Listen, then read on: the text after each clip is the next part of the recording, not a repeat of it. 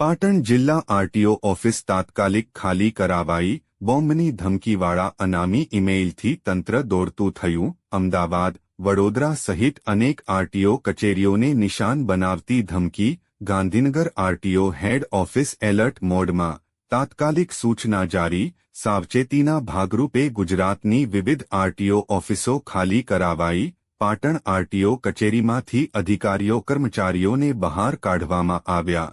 કચેરી પરિસરમાં સુરક્ષા એજન્સીઓ અને પોલીસ તંત્ર સતર્ક બન્યું.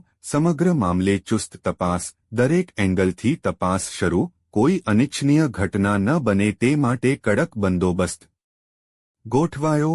લોકોને અફવાઓથી દૂર રહી શાંતિ જાળવવાની તંત્રની અપીલ. રિપોર્ટર અનિલ રામાનુજ.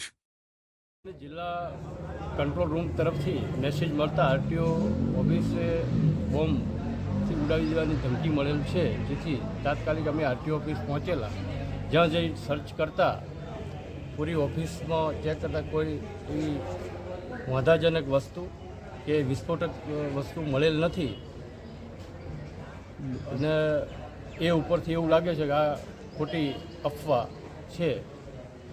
શું નામ આપનું? વાંધાજનક કોઈ ચીજ વસ્તુ કે વાંધાજનક કોઈ છે નહીં. શું નામ તમારું? હું PSI PK Desai, BDDS Patan.